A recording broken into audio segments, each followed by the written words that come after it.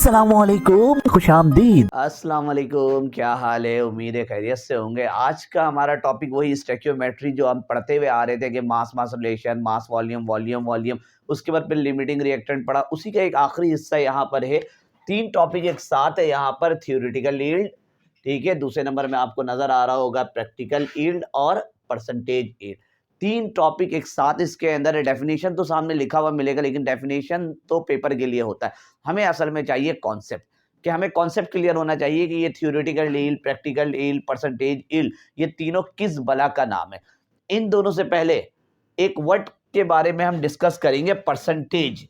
इसका सिंबल सब जानते हो, परसेंटेज का सिंबल इस तरह से होता है।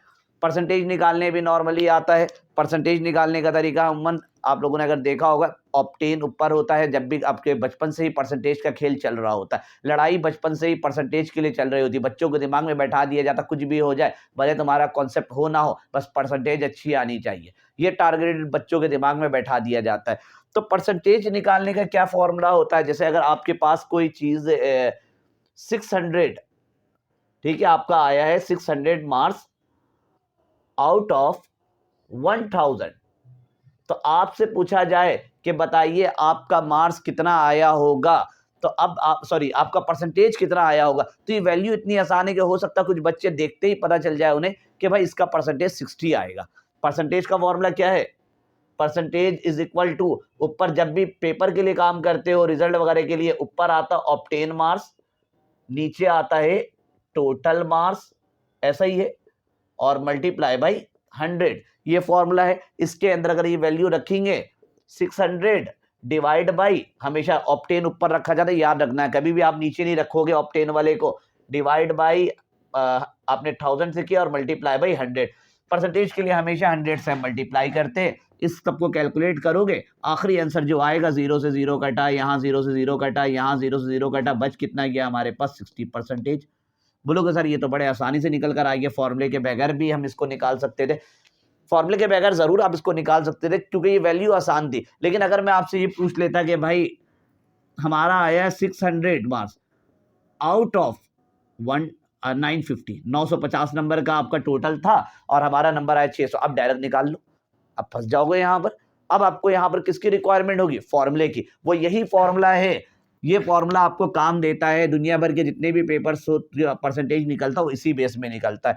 आप इसके लिए लगाओगे, अगर इसके लिए निकालना है यहाँ पे परसेंटेज, ऊपर लगाओगे ऑप्टेन, कभी भी ऊपर टोटल, कभी आप लोग निकालते हो ना, इन केस बच्चों के दिमाग से निकल जाता है कि कभी वो टोटल ऊपर लिख देते, ऑप्टेन नीचे लिख देते, तो होता ये है कि ऐसे कंडीशन में परसेंटेज 100 से एक्सीड कर जाता है। तो फौरी तौर पे ना वैल्यू को कैलकुलेटर में पलटी कर दिया करो, आपका आंसर दोबारा सेट हो जाएगा।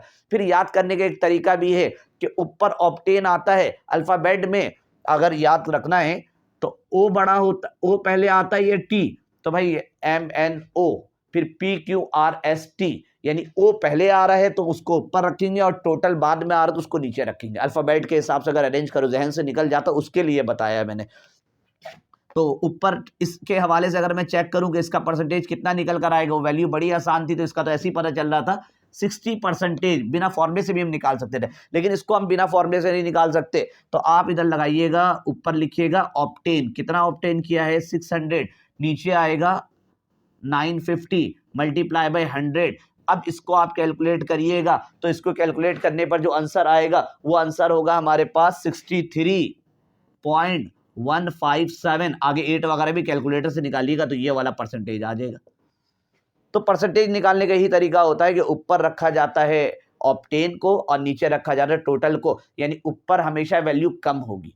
यकीनन आपका जो नंबर आएगा टोटल से बहुत ज़्यादा, वो टोटल के बराबर बहुत कम ही चांसेस होता है कि 1000 नंबर का पेपर है तो आपका 1000 नंबर नहीं आएगा, 999 भी आ सकता है, 1000 के चांसेस बहुत कम है, 990 आ सकता है। तो ऊपर हमेशा कम होता है और नीचे क्या आता है? ज़्यादा। ये बार बार इसलिए दोहरा रहा हूँ क्योंकि इसके अंदर परसेंटेज यील्ड निकालने में काम आएगा।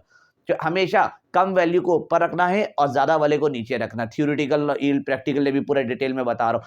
ये तो हो गया परसेंटेज की कहानी और फॉर्मूला, जो आप लोग अगर, वैसे तो ज़्यादातर बच्चों को पता होता है, लेकिन कुछ बच्चे ऐसे होते हैं जो परसेंटेज नाम से वाकिफ़ ही नहीं होते, तो उसके लिए मैंने थोड़ा बेसिक चीज़ बता दिया।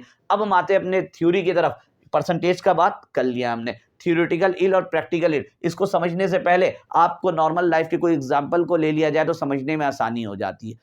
जैसे कि इससे पहले कभी हमने अंडा वाला बर्गर ले लिया, कहीं पर हमने कीनू ले लिया, कहीं पर केला ले लिया था, मुफ्त कहीं पर सैंडविच बना लिया था। इस तरह के कॉन्सेप्ट से हमें अपनी चीज़ों को समझने में आसानी हो जाती है एग्जाम्पल से। तो यहाँ पर आज हम लेंगे शीरा बनाते हैं। शीरा अगर आपने को सुना हो, जलेबी वगैरह के लिए जो मीठा, जिसके अंदर शीरा जो बनता है उसके अंदर चीनी और पानी का इस्तेमाल किया जाता है हाई टेम्परेचर में। इसी में हमारा जितने जलेबी वगैरह हो गया, मिठाई वगैरह हो गया, इसी के अंदर से बाहर निकाला जाता है मिठास के लिए। तो शीरा बनाने के लिए 2 चीज़ लेना है हमने, एक लेना है शुगर और दूसरा लेना है वाटर। इन दोनों को कंबाइंड किया तो इनके कंबाइंड करने के नतीजे में बन गया शीरा। ठीक है, उर्दू में लिख दे रहा हूं शीरा। ठीक है, अगर इंग्लिश में लिखूं तो वो अजीब सा आप लोग शीरन पढ़ना शुरू कर दोगे, लेकिन शीरन नहीं, ये एन को हमने साइलेंट कर देना है। शुगर को हमने लिया कुछ कमोबेश 400 ग्राम ले लिया और वाटर को हमने लिया 1000 ग्राम, नहीं सॉरी, वाटर को हमने लिया 600 ग्राम। ठीक है, 400 लिया, वो 600 लिया। अब दोनों को मिलाइएगा, मिलाने के नतीजे में कितना ग्राम बनना चाहिए आपके हिसाब से जो अंदाजा होगा ना, आप दोनों मिलाकर इसको बनाओगे 1000, ये आपका रिजल्ट होगा। लेकिन ये रिजल्ट सही नहीं है। आप law of conservation of mass के तहत देखोगे तो ये जवाब ठीक है, लेकिन जब आप इसको एक्सपेरिमेंटली सचमुच में परफॉर्म करोगे ना अपने किचन में, तो आपको 1000 ग्राम मिलेगा ही नहीं। आप जब इस पर काम करोगे तो हाई टेम्परेचर में जब हीट वगैरह प्रोवाइड करोगे तो ड्यूरिंग एक्सपेरिमेंट लाजमी कुछ मास इसके अंदर से बाहर हो जाएगा, एलिमिनेट हो जाएगा, वाटर इसके अंदर से कम हो जाएगा। अब ये जो 1000 निकला है, ये क्या सही है गलत है? ये थियोरेटिकली ठीक है, जाहिर सी बात है। 400 और 600 निकालोगे तो कितना निकलेगा? 1000 निकलेगा। इसको कागज पेन के थ्रू करोगे तो 1000 निकलेगा, लेकिन किचन में या तो अपने लैब के अंदर जाकर test tube, burette, conical flask operators के थ्रू करोगे, सचमुच में जब रीडिंग निकालोगे तो 1000 जितना कोशिश कर लो आपका 1000 निकलेगा ही नहीं। हमेशा वैल्यू कम निकलेगी, क्योंकि रिएक्शन के दौरान थोड़ा सा एनर्जी वगैरह इसके अंदर से बाहर निकल जाएगा, थोड़ा मास स्किप हो जाएगा इसके अंदर से। तो मुमकिन है कि जब आप इसको फिर हम क्या कहेंगे, जो केमिकल इक्वेशन के जरिए कागज पेन में निकलता है, उसी ईल्ड को हम कहते हैं THEORITI, थ्योरेटिकल ईल्ड। ये है थ्योरेटिकल ईल्ड। डेफिनेशन अब लिख कर रखा है, the maximum amount of product obtain by balance chemical reaction. ये मैक्सिमम है ना, 1000 से ऊपर तो निकलेगा नहीं। 600 और 400 दोनों को मिलाइएगा 1000 निकलेगा। अब बात आती है कि ये प्रैक्टिकल ईल्ड कौन सा वाला है। प्रैक्टिकल का नाम से ही पता चल रहा है कि कोई प्रैक्टिकली परफॉर्म करना हो, कोई एक्सपेरिमेंट वगैरह है जो अपने लैब के अंदर आप लोग करते हो, सचमुच में कोई काम हो रहा होगा। ये काम सचमुच में नहीं हुआ, थ्योरेटिकल ईल्ड सिर्फ कागज में हुआ है, पेन के थ्रू, पेंसिल के थ्रू। अब जब आप इसको जाकर लैब में करोगे तो लैब के अंदर इन दोनों को मर्ज कर कर हीट वगैरह दोगे तो 1000 ग्राम नहीं निकल कर आएगा। हो सकता है कि 1000 ग्राम से कम आ जाए, 900 ग्राम आ जाए, ज्यादा तो आएगा नहीं। हमेशा हर हाल में क्या आएगा, कमी आएगा। तो ये जो एक नया ईल्ड निकल कर आया है, इसी ईल्ड को हम कहते हैं प्रैक्टिकल ईल्ड। ये जो प्रैक्टिकल ईल्ड निकल कर आता है, ये निकल कर आता है ड्यूरिंग एक्सपेरिमेंट या बाय एक्सपेरिमेंट। यही लिखा हुआ है, the amount of product form during the experiment. जो एक्सपेरिमेंट से आप रीडिंग निकालते हो उसको हम कहते हैं प्रैक्टिकल ईल्ड। और हकीकी ईल्ड, हकीकी प्रोडक्ट यही होता है, इसलिए इसका दूसरा नाम यही है, it is also called actual yield. Practical yield भी बोल सकते हो और इसको दूसरा आप लोग एक्चुअल ईल्ड भी बोल सकते हो। ये है एक्चुअल ईल्ड के नाम से भी जाना जाता है। और एक्चुअल ईल्ड एमसीक्यूज वगैरह में पूछा जाता है कि क्या ये थ्योरेटिकल से ज्यादा होगा या कम होगा। भाई हमेशा ये कम ही होता है, तो ये भी साथ में लिखा हुआ, the amount is always less than theoretical yield. ये आ गया 2 चीज। अब बात ये है कि ये आखिरी किस चीज का नाम है, परसेंटेज ईल्ड। परसेंटेज ईल्ड ना इन दोनों के दरमियान, इन दोनों की मदद से निकलता है कि यकीनन हमारा कितना निकलने वाला था, हमारा टारगेट था 1000 ग्राम निकलने का, लेकिन निकल कर कितना आया, 900 ग्राम। यानी 10% इसके अंदर से कम, हमें प्रोडक्ट 90% मिला। यानी कि 1000 में से कितना मिल रहा है, 900।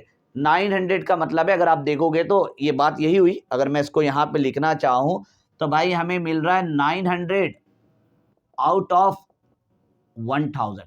हमारा टारगेट कितना था, टोटल हमने जो सोचा था 1000 निकलेगा, लेकिन जब हमने प्रैक्टिकल किया तो कितना मिला 900। तो अगर मैं इसको परसेंटेज में बात करूं तो 900 इसका परसेंटेज जो निकल कर आएगा 90%। अगर इसको हम बाय फॉर्मूला निकालना चाहे, चलो 900 निकल कर आया तो हमें तो आसानी से पता चल गया 90%। हो सकता है कि पेपर जब हम रीडिंग निकालो, हो सकता है कि 750 ग्राम निकल कर आ जाए, हो सकता है 685 ग्राम निकल कर आ जाए, 685 ग्राम निकल कर आ जाए। तब ये सब के लिए आपको फॉर्मूला चाहिए होगा, तो वो फॉर्मूला ही कहलाता है परसेंटेज यील्ड। ये फॉर्मूला जो बनेगा वो यूं बनता है, परसेंटेज यील्ड। परसेंटेज यील्ड निकालने का जो फॉर्मूला है, ऊपर क्या आना चाहिए, थ्योरेटिकल या प्रैक्टिकल। तो भाई ऊपर हमेशा भी बताया है कम वाली वैल्यू आती है, तो ऊपर जाना चाहिए प्रैक्टिकल यील्ड को। तो आप ऊपर लिखोगे practical yield, practical yield divide by नीचे कौन सा होगा, theoretical yield, RITI, theoretical yield नीचे होगा। और परसेंटेज निकालने के लिए हमेशा हम किससे मल्टीप्लाई करते हैं, 100 से। तो ये आपका हो गया एक फॉर्मूला प्रैक्टिकल यील्ड का। तो इस चैप्टर के अंदर मैंने आपको चौथा फॉर्मूला बताया। एक फॉर्मूला था mole is equal to mass upon molar mass, दूसरा फॉर्मूला इसी आप प्ले लिस्ट में देख रहे हो, तो दूसरा फॉर्मूला मैंने आपको बताया था number of atom, number of molecule और नंबर ऑफ फॉर्मूला यूनिट, तीनों का फॉर्मूला सेम था, मोल मल्टीप्लाई बाय Na। तीसरा फॉर्मूला मैंने आपको बताया था volume is equal to mole multiply by 22.4 dm³। ये इस चैप्टर का आखिरी फॉर्मूला है परसेंटेज यील्ड के लिए, कि परसेंटेज यील्ड को जब आप थ्योरेटिकल यील्ड से डिवाइड करते हो और मल्टीप्लाई बाय 100 करते हो तो परसेंटेज यील्ड निकल कर आ जाता है। अगर मैं इसको अभी वक्ती तौर के लिए हटा दूं यहाँ पर, तो ये दोनों डिवाइड रेशियो को ही कहा जाता है। तो यही लिखा हुआ है कि the percent ratio of practical yield and theoretical yield is known as percentage yield. कि जब आप इन दोनों को डिवाइड करते हो, रेशियो निकालते हो, फिर मल्टीप्लाई बाय 100 करते हो, तो इससे जो रिजल्ट आता है वो कहलाता है परसेंटेज यील्ड। पेपर के अंदर याद रखिएगा, हमेशा आपको प्रैक्टिकल यील्ड गिवन देता है। अगर वो प्रैक्टिकल यील्ड गिवन नहीं देगा तो क्या आपको क्या ऑपरेटर्स देगा सारा सामान लाकर कि लो ये अब केमिकल Na2CO3 है और फिर हम हीट दे रहे बर्नर, ये कभी भी पेपर के रूम में सब ला के नहीं देगा। तो याद रखिएगा कि ये वैल्यू जो प्रैक्टिकल यील्ड की है ना, ये हमेशा अभी जो न्यूमेरिकल करवाऊंगा, 2 न्यूमेरिकल है बुक के अंदर। एक बुक का एग्जांपल है जो ऑलरेडी सॉल्व किया हुआ, वो भी मैं आपको करवा दूंगा स्टेप बाय स्टेप, बुक में बहुत डायरेक्ट किया हुआ है। और दूसरा मैं आपको सेल्फ असेसमेंट का सवाल भी करवा दूंगा जो बुक के अंदर मौजूद है। तो प्रैक्टिकल यील्ड हमेशा आपको गिवन दिया हुआ होगा, और थ्योरेटिकल यील्ड तो वैसे भी कागज पेन वगैरह से निकलता है, वो हम बासानी निकाल लेंगे। अब वो कैसे निकलेगा, तो वही चलेगा अपना स्टोइकियोमेट्री मास मास रिलेशनशिप। एक मास से दूसरा मास कैसे निकालना, जब सवाल अगले वीडियो में हम करेंगे तो वहां हम देख लेंगे। ये सारा चीज आपको बताना था कि थ्योरेटिकल यील्ड क्या होता है, जो आप बैलेंस केमिकल इक्वेशन के थ्रू निकालते हो वो थ्योरेटिकल यील्ड, जो सचमुच में परफॉर्म करके प्रैक्टिकल करके निकालते हो प्रैक्टिकल यील्ड। हमेशा थ्योरेटिकल यील्ड ज्यादा होता है, प्रैक्टिकल यील्ड कम होता है। डेफिनेशन में भी ये वर्ड लिखा रहता है, आपसे एमसीक्यूज वगैरह में पूछा जाता है, कभी ये ज्यादा नहीं हो सकता है प्रैक्टिकल वाला। और बात आती है कि इसका दूसरा नाम क्या है, तो इसी यील्ड को हम एक्चुअल यील्ड भी कहते हैं। अगर परसेंटेज निकालना है तो इसके साथ सब्ट्रैक्ट कर दीजिए, आपका परसेंटेज यील्ड निकल कर आ जाएगा। अब यहाँ पर ना कुछ बाज़ औकात कभी प्रैक्टिकल यील्ड भी लिख सकते हैं, कभी एक्चुअल यील्ड भी लिख सकते हैं, और हमेशा थ्योरेटिकल। अब इसको भी याद करने का तरीका है कि हमेशा नीचे टोटल ही आएगा। जैसे आप लोग जब फॉर्मूला निकालते हैं ना ऑप्टेन का, अगर ऑप्टेन का फॉर्मूला याद है तो डिनोमिनेटर में हमेशा कौन आता है, टोटल आता है। तो T for total, T for theoretical. और इन केस फिर भी एग्जाम में गलती हो जाए ना, आप जब इसको हो सकता है थ्योरेटिकल यील्ड ऊपर डाल दो, प्रैक्टिकल यील्ड नीचे डाल दो, जब आप आंसर निकालोगे ना तो 100 से ऊपर आएगा, तो फौरी उसको पलटी कर देना। पलटी करोगे आपका आंसर ऑटोमेटिक सही हो जाएगा। ये एक जुगाड़ है एग्जाम में, अगर अचानक से गलती हो जाए तो किससे पूछे। तो यही एक तरीका होता है, आपका आंसर 100 से ऊपर नहीं जाएगा, 100 से नीचे आना। अगर 100 से ऊपर गया तो इसका मतलब आपने फॉर्मूले को गलत लगा दिया, ऊपर नीचे कर दिया, आपने उसको फौरी तौर पे सेट करिएगा, आपका चीज सेट हो जाएगा। तो ये वीडियो यहीं पर हम समाप्त करते हैं। अगला हम जो स्टार्ट करेंगे वो न्यूमेरिकल के लिए करेंगे, दोनों न्यूमेरिकल अलग अलग वीडियो में हम बनाएंगे। तो मिलते हैं अगली वीडियो में। अल्लाह हाफिज।